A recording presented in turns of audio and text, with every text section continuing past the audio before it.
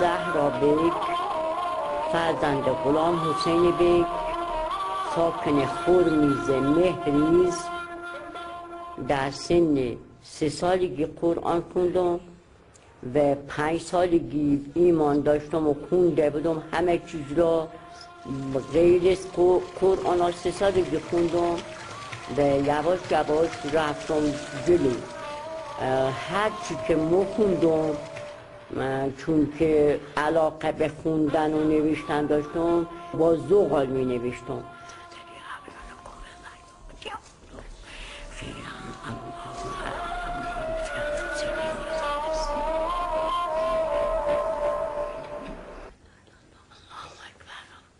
هشت سالم که شد چون وارد بودم و مسلط رو همه چیز بودم مکتب خونه باز کردم و بچه را آموزش قرآن میدادم. مکتب خونه داشتم دیگه خودم بلد بودم. منتها من خیلی سنم کم بود 8 سال بچه 8 ساله کیه بچه ها بزرگتر خودم میمدم مولدا قرآن بخونن. وقتی که میگفتم بخونه تو بزرگترشون میکردم بچه ها منو میزدم من یه خورده گریه میکردم ناراحت میشدم دوباره از نو شروع میکردم میگفتم بخونید. منتها وقتی که دیدم کتکم میزنن و بزرگتر منن و مخه سرپیچی کنن یک فکری به مغزم خطور کرد. وقتی اشون میدادم قرآنشنا که مخوندن درسی که میشون میدادم وقتی اشنا که مخوندن رفتم بازی کردم.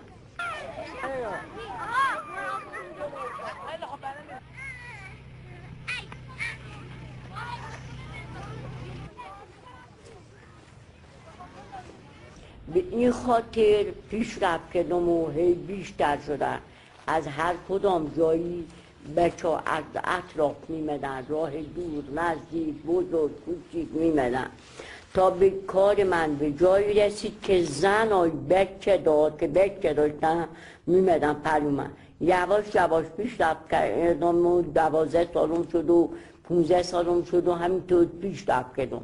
از بسکی که پیشرفت کرده بودم تو مکتب و درس قرآن و هیچی چون هیچی یادشون میدادم حروف ها میشناختن بچه ها صدا پیچید بالاخره. اسم الله الرحمن الرحیم بل اتبع الذین ظلموا اهواءهم بغیر علم فمن یهدی من اضل الله و ما لهم من ناصرین فاقم وجهک للدین حنیفا فطرة الله التي فطر الناس علیها لا تبدیل لخلق الله ذلک الدین القیم ولکن اکثر الناس لا یعلمون.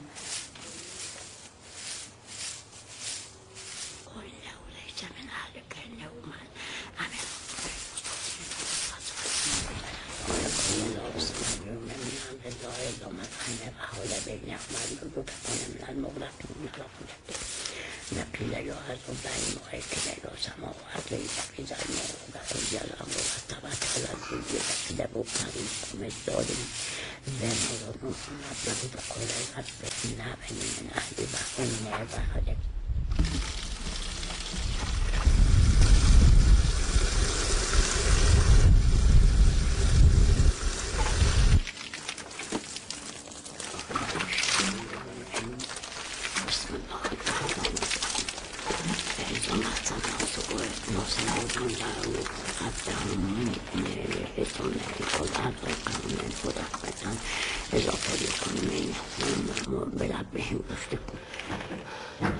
يا حاج سيد نصر الدين فتاهم أم أنزلنا عليهم سلطانا فهو يتكلم بما كانوا به يشركون إذا أذقنا الناس رحمة فإنهم لهم ينتصر جلاهم وقدمت أيديهم إذا هم يقنطون أبدا يجدون أن الله يبسط الرزق لمن يشاء.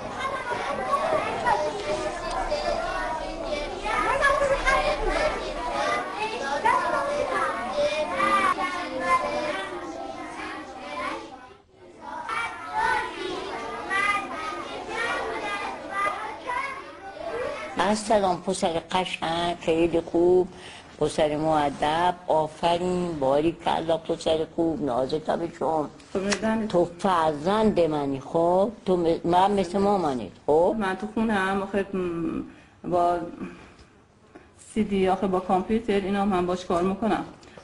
CD ها چیز کردم باش کار کردم. چیشه؟ با CD آخه قرآنی.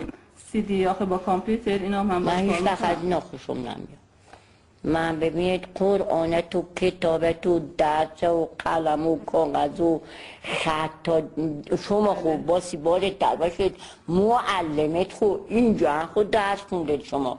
من توقع از شما نداشتم که با CD درس قرآن به بچه بدید. این 3 ماه امیدوارم که اینجا خیلی چیزا را بیاموزه و بلد بشه که مثل مامانش معلم شه. حالا خدا بخواه انشاءالله تو بخوای اینجا بیای بخونی یا اونجا خونی مامانی پلو این CD بیدیه نمینم میخوام بیام همینجا. اینجا آفرین باریکلا. 6 صبح میای 10 صبح آزادتون میکنم همتون انشاءالله. دوباره 1 بعد از ظهر میای 4 بعد از ظهر هم میای.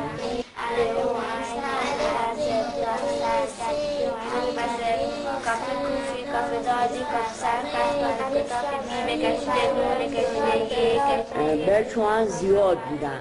مخوندم باغشون میبردم سراشون میبردم علف میچیندم انار میچیندم انجیر میچیندم میوه هرچی بود هندونه اون دوره میکاشتم و بود و مخوردم میمدن سایبون میبسته منظره سهرا قرآن بچه ها رو درسشون میدارم قرآن مخوندن 30 سرسه کسه 20 سربه کسه به از هر کدام راه جایی میمدن و یواش یواش خوندن و تا حالا که من به سن پیری رسیدم و خیلی دلم میخواد که تا عمر دارم و زنده هستم و زندگانی میکنم که در تهرانم مکتب خونم رو برا باشه بچه ها خسته نباشه یه حدود 20 دقیقه یه رو خستگی بگیری